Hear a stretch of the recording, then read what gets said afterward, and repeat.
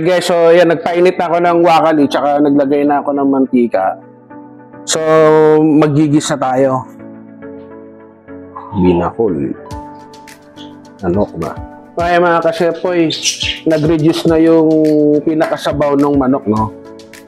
So, ito, ano na to eh, yung pinakamantika na ng manok kasi may mga balat eh. So, ayun, no? Wala na yung pinakatubig niya kanina. Sursuit version ng chicken binakol. Okay guys, so ayan yung binakol, no? Ang origin sa Western Visayas. Kaya ayan, no? Masarap, lami kaayo. Wow.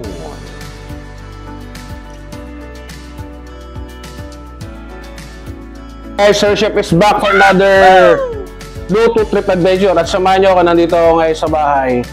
At pupunta tayo doon sa likod, magluluto ako ng Pinoy favorite ulit, no? Ang lulutuin ko ngayon ay binakol. Okay guys, so bago tayo pumunta doon, bago ang lahat, sa mga hindi pa nagsasubscribe, please subscribe. At kung magustuhan nyo itong easy recipe natin, Pinoy favorite, no? Backyard cooking, pa-like. At bahala na kayo, no? Sa mga magsasubscribe, please hit the notification bell. Lagay nyo sa all para bisyan kayo ng YouTube pag meron tayong chibog trip sa labas. At katulad nito, backyard cooking. Kasi po, so ito yung ingredients, no? Yung manok. Tapos ito yung luya, sibuyas, tapos bawang. Tapos ito yung buko. Bumili kami yung buko, may laman. At saka itong dahon ng sili.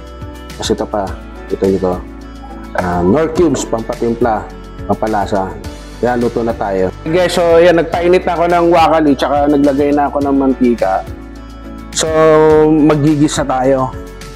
Gigisa natin tong nokma. So, bago ang lahat, tulad ng dati, so ano muna tayo ng mga rekado, no, pampalasa. So, sunod-sunod na yan, no? Wang ba? Tanggalin na natin tong balat. Then, sibuyas. Mekos-mekos. And then, yung luya. So, ang ano nito, style nitong luto, para din tong tinola. Pero level up lang kasi lalagyan natin ng buko. Kaya nag-level up, no? Yan. So pag okay na, lagay na natin yung nokma. Yan. Ang tawag nga pala dito guys ay binakol. Lakas natin yung apoy para ma-incorporate yung lasa. So, nandito tayo ulit sa likod bahay, no? Alam niyo naman, sa mga avid watcher, no? Yung mga follower ko. Pag dito sa likod bahay, may mga pet kami rito, no? Palayo naman sila dito sa lutuan, pero siyempre, dito sa likod bahay, ito yung pinaka dirty kitchen namin. Dito kami nagluluto. Ayan. Tapos, ulitin ko, ito ay version ko. Kung anong gusto nyo treat, yun sa inyo. Ito, lalagyan natin ng oyster sauce. Yan. Pampakulay, pampalasa. Tapos ito yung Knorr seasoning. Yan ba? Kita nyo. Yan. Knorr, baka naman. Uy. Yan, lagyan natin. Yan. Dagdag lasa yan, guys. Bango na, oh. Ang bango. Nilakasan ko yung apoy, eh.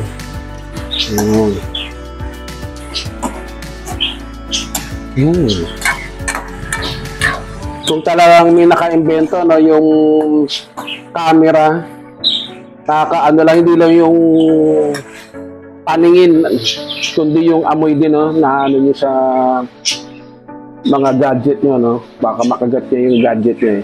Joke lang. Ayan. So, ano yun natin? ng paminta. Ping, ping, ping. Pepper.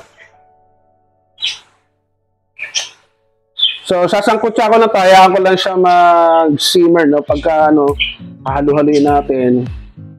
Ayan na mga kasyepoy. So, wala lang nabili si Kuya Mar na, na lemongrass o tanglad para talagang authentic na, kasi yun yung pampaalis ng lansa ng manok at nagbibigay din ng aroma, lasa, no? So, lagyan natin ng chicken cubes. Yan.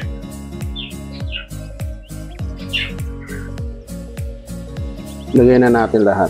Konti lang naman yung nilagay kong panimpla eh. So, kung halimbawa, kulang pa sa timpla, lagyan nyo na lang ng patis o asin. At saka wala kasing nabili na sili rin. Hindi dumadaan dito na gugulay. Oh, lagyan natin to. Yan. Pampagana na sili. Okay guys, so hinayaan ko lang muna na mag-simmer siya. Na pagka medyo maging tender na yung manok, saka natin ilagay yung yung buko juice na may laman ng buko. Yan guys. Oh yeah. Wow. Yan ang bango. Nakakagutom. Sarap ng amoy. Kaya mga kasyepoy, nag-reduce na yung pinakasabaw ng manok, no? So ito, na to eh, yung pinakamantika na ng manok kasi may mga balat eh. So, wala na yung pinakatubig niya kanina. So, mantika na yan. So, anuhan lang natin ng patis, no? Para pampalasa. Kasi kumapit naman na rin yung lasa ng mga pinanimpla ko kanina. Kaya okay na yan. So, konti lang to, no? Siguro mga 2 tablespoon lang to ng patis. Para mag-incorporate lang dun sa manok, sa karne niya, saka sa balat. Para mamaya mas malinamnam. So, ito na yung buko juice. Wow.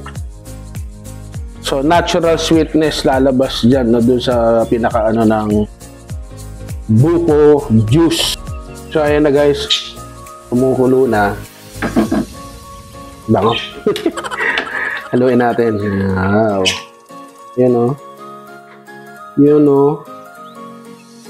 Ang bango talaga. Wow. Sarap. Tapos para dagdagan ulit natin ng ping. Para ma-pepper, masarap. Tinikman ko kanina. So, kulang eh. So, dagdagan natin ulit ng patis. Optional lang kung gusto nyo ng sakto lang o maalat. Yung sakto lang naman, hindi mo maalat na maalat, Yan. Kasi sumobra, di na masarap. Surf version. Wow! Chicken binakol. Okay. So, ito na mga kasyepoy, for pinali, lagyan na natin tong dahon ng sili. Kung gusto nyo naman yung parang tinola din, pwede na naman yung yung dahon ng malunggay. Pero ito kasi yung parang original niya na paggawa. So, lulutuin lang natin yan. Ayos gid. Okay na yan. Papakita ko sa inyo. Ayan o. Wow. Okay. Mamaya doon na tayo sa loob guys. Magpi-plating niya tayo at sibog trip. Wow.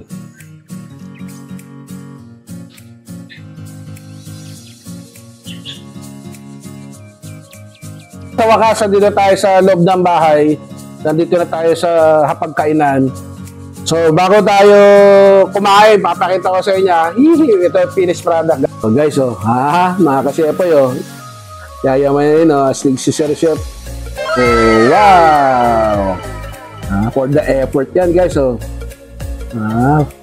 chicken binakol. Nakalagay pa talaga sa, ng buko. So, ayan, So, kakain na tayo, tikman natin, So, bago lahat, magpasalamat tayo.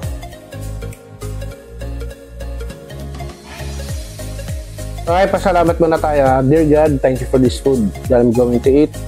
May you bless this in your Son's name, Jesus Christ. Amen. So, tara, let's chibog. Guys, so papakita ko sa inyo, ang bigat na ito. Ayan, Yee! Sana wag mahulog. First sip. Sarap. So, manamis-namis, guys, Sarap. Panalo. So, kukuha tayo ng manok. So, parang tinola rin, pero level up. Kita nyo, ayan,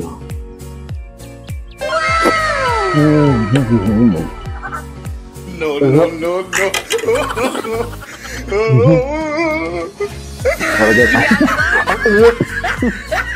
Bago nyo po. Panalo, masarap. So, lumasa. Panalo. Kung gusto nyo level up yung tinola nyo, ito, isa rin sa mga Pinoy delicacy, yung binakol. So, nag-ano rin ako, guys, sabaw. Sana all. Sarap.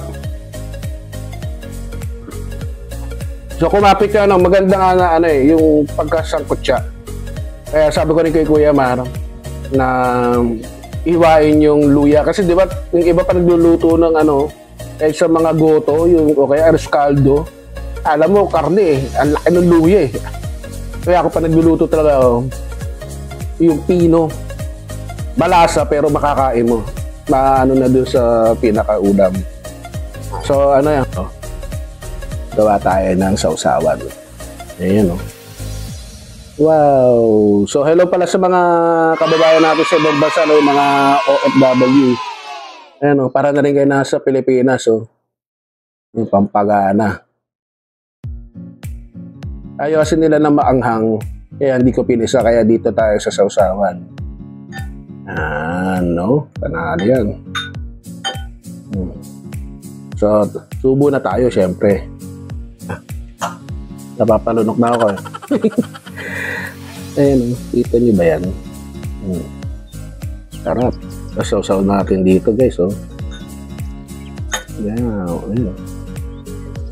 First, second bite na pala. Oh my God! Sarap. Kanin.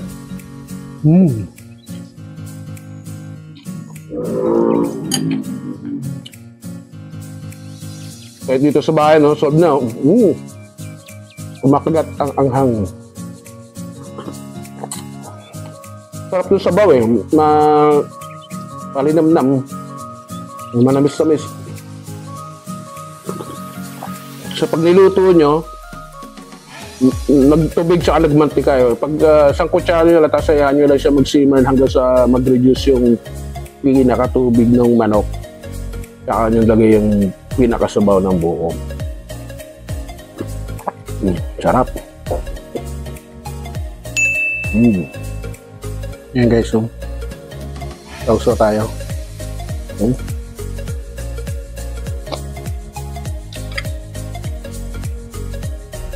Hindi na tayo nakapagkamay, guys, pero okay na rin. Gutom na ako, So, ingat lang sa atin, may parating na bagyo. Dumaan na yung Nando, ito naman yung Opong. So, ingat tayo. So, yung sa mga non-Filipino viewers, thank you for supporting and watching my YouTube channel. And please subscribe and like this video also. Okay guys, so ubusin ko lang tong kanin tsaka ilan sa ulam. Mamaya kakain na rin sila. So dyan na kayo. Bye-bye you. Thank you. Bonus track guys, hindi ko napakita sa inyo ito. Nagiting ko lang kayo. Laman na ang buo.